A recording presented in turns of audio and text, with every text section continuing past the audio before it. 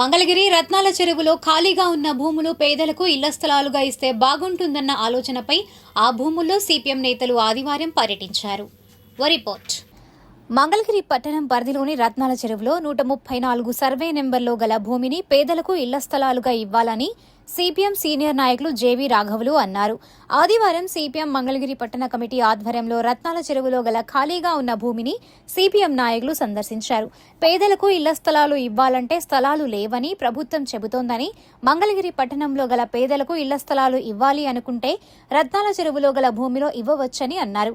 గతంలో కాండ్రు కమలా నగర్ పేరుతో పేదలు ఇల్లు వేసుకోవడం జరిగిందని అన్నారు.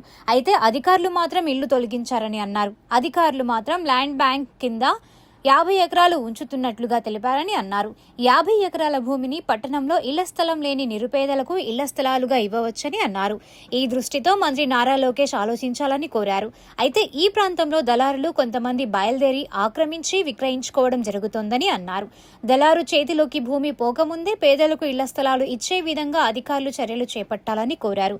సిపిఎం సీనియర్ నాయకులు పిల్లలమర్రి బాలకృష్ణ మాట్లాడుతూ ఈ నెల 15వ తేదీన నియోజకవర్గంలో పేదలకు ఇళ్ల పట్టాలు ఇవ్వాలని, ఇళ్ల స్థలాలు ఇవ్వాలని సిపిఎం ఆధ్వర్యంలో మంత్రి నారా లోకేష్ వద్దకు రాయబారం కార్యక్రమం జరుగుతోందని అన్నారు. బాలాజీ మాట్లాడుతూ గతంలో వైసీపీ ప్రభుత్వం సెంటు స్థలం ఇవ్వడం జరిగిందని అన్నారు. రాజధానిలో ఇవ్వడానికి కుదరదని రద్దు చేయడం జరిగిందని అన్నారు. వారందరికీ 134 సర్వే నెంబర్ భూమిలో 2 సెంట్లు చొప్పున ఇళ్ల స్థలం ఇవ్వాలని అన్నారు. ఇంకా ఈ కార్యక్రమంలో సిపిఎం సీనియర్ సభ్యులు ఇటికాల కాటమరాజు, సిపిఎం పట్టణ కమిటీ సభ్యులు M Chandrarao, S Ganesh, AIIMS workers and employees union అధ్యక్షులు కె బుచ్చిబాబు, వివిధ ప్రజా సంఘాల నాయకులు S Vijayalakshmi, A Ravikumar, S Venkatesh, B Swaminath తదితరులు పాల్గొన్నారు. రాష్ట్రంలో ఇల్లు లేనటువంటి పేదవాళ్ళు ఉండకూడదని చెప్పి కూటమి ప్రభుత్వం ఎన్నికల సందర్భంగా అనేక వాగ్దానాలు చేసింది. అందులో భాగంగా మన మంగళగిరి నియోజకవర్గ శాసనసభ్యులు, రాష్ట్ర మంత్రివర్యులు శ్రీ నారా లోకేష్ గారు మంగళగిరి నియోజకవర్గంలో ఉన్నటువంటి వాళ్ళందరికీ ఇళ్ల స్థలాలు, పేదలందరికీ ఇళ్ల స్థలాలు ఇస్తామని, పట్టాలు లేనటువంటి వాళ్ళకి పట్టాలు ఇస్తామని వాగ్దానం చేశారు. యువగళం పాదయాత్ర సందర్భంగా సీతానగరం దగ్గర ఒక పైలాన్ ఆవిష్కరించి రాబోయేటువంటి రోజుల్లో ఇళ్ల స్థలాలన్నీ కూడా నేనే సంపూర్తిగా ఇస్తానని చెప్పి వాగ్దానం చేస్తూ అక్కడ శిలాఫలకం కూడా వేయటం జరిగింది. కానీ కూటమి ప్రభుత్వం, బీజేపీ, తెలుగుదేశం, జనసేన కూటమి ప్రభుత్వం అధికారంలోకి వచ్చి 2 సంవత్సరాలు అయింది. ఈ 2 సంవత్సరాల నుంచి కూడా ఈ ఇళ్ల స్థలాల సమస్య మీద కానీ, ఇళ్ల పట్టాల సమస్య కానీ సంపూర్తిగా పరిష్కారం చేసినటువంటి పరిస్థితి లేదు.